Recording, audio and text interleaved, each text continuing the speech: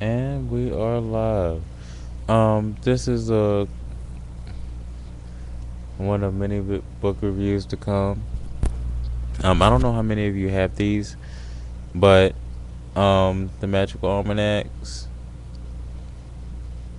This is this year's or next year's rather, 2011, and this is 2010. I found a lot of great information in these books.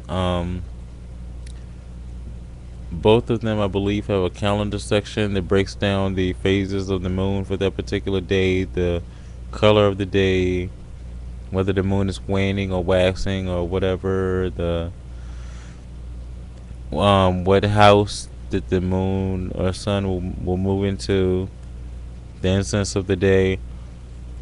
It has different authors that give their insight. The new one for 2011 has breaks down the runes, the names, the meanings, and the letter, palm reading, different things like that. The one from 2010 has like a house blessing, how to bless your house. Um, it breaks down the section as according to the elements. It also does. This one also has a calendar in it. Rune scrying,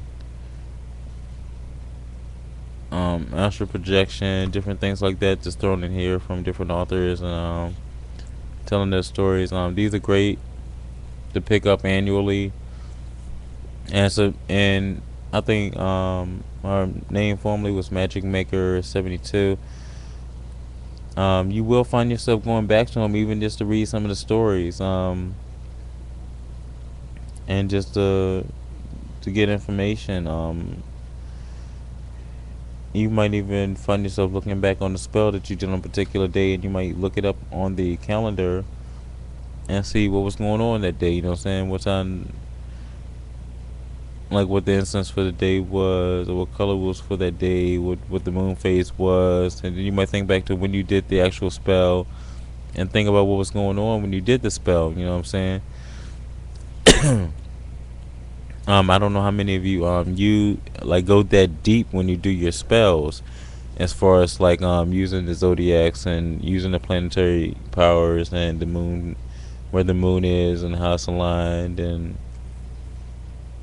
if the moon is over Sagittarius or whatever for that particular time of the day when you do your spell. I don't know how many of you go that deep with it, but I mean it's good to know if you ever decide to go that deep with it. You know what I'm saying? That you got a little bit of extra insight.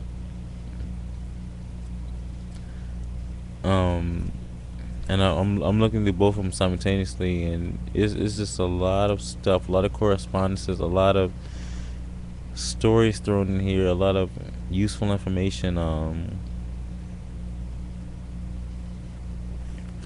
Like I didn't even realize that Ellen Duggan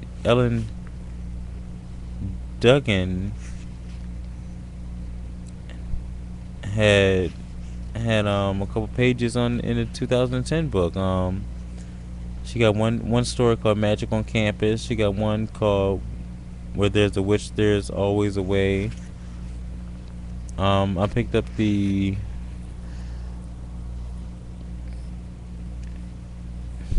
magazine that featured her for the herbal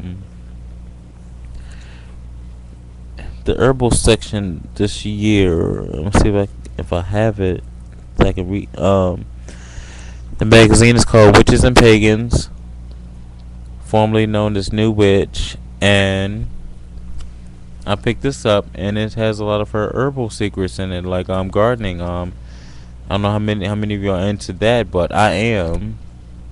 I tried my first herbal garden this year. Most of my plants did pretty good. Um, I tried some peppers and some rosemary and some sage and some St. John's wort. I finally found St. John's wort. It took me forever. I found some parsley, some cilantro, just different things that I could cook with that are also tied to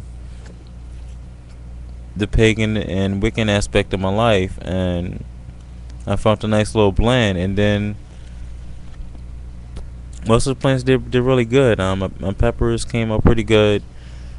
Um, had a few bad apples running around, if you will, that were messing with my plants, and a few cats that were beefing with my cats, and they knocked them over and had to replant them, and all kinds of drama with the plants and shit. Excuse my language. All kinds of mess, and had to move them and replant them, and at one point I think I was watering them too much, and I won't water them enough. It was really a learning process to really take care of your herbs, especially once you realize just the medicinal properties in them, as well as the magical properties in them, and it makes you really take the time and the patience out of your day, especially if you're growing your herbs, um, to really take care of them. And I think I made two tinctures out of this year's crop. One of rosemary, one of St. John's wort. I did one like it was like a combination of everything. um, and I used the advice of one of the older Tiptoe Chick videos. How to make an herbal tincture, or how to make a tincture. Um, it took me. I had it done and sealed and everything. Was still in the original jar before I actually found where I can get dropper bottles from. You know what I'm saying, to take the dosage. You know what I'm saying, and they're actually really cheap. They're all, I mean, they're like this big. Actually, hold on.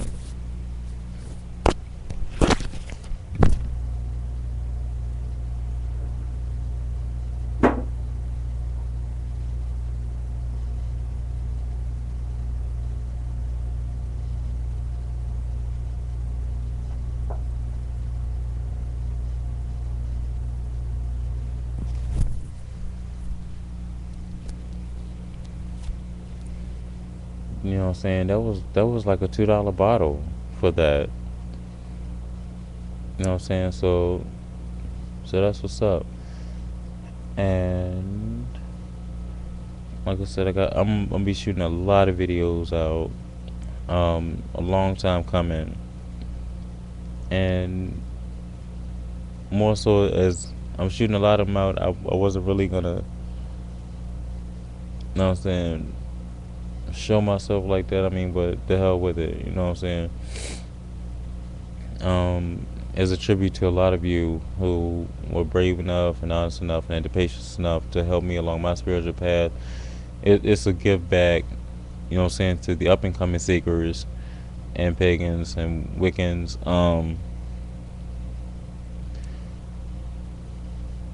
So that they'll know, you know what I'm saying, regardless of how old you are when you find the path, and everybody needs a little help every once in a while, and I really do appreciate the people that have helped me and didn't judge me, that they just shot me the insight, gave me some feedback. This is what I think you can go with this is the direction I think you should go with that. You know what I'm saying? Food for thought.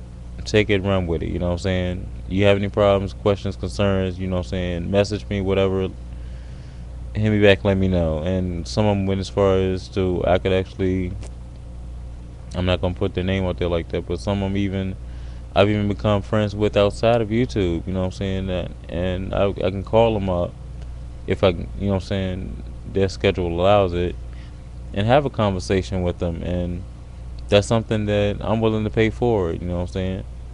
I'm willing to exchange that information with the next group of seekers, or somebody that's even on the same level. You know what I'm saying? And I'm thankful for the people that I met in real life too.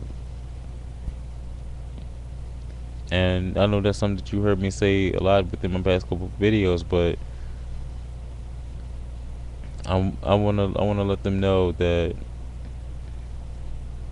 it has really been a journey to find the time and make the time and have everything fall into place to where I can be comfortable with it. And once you find that balance, it is really beautiful.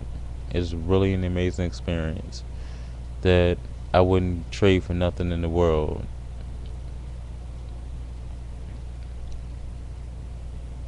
So love and light, blessed be, and I'm out. Peace.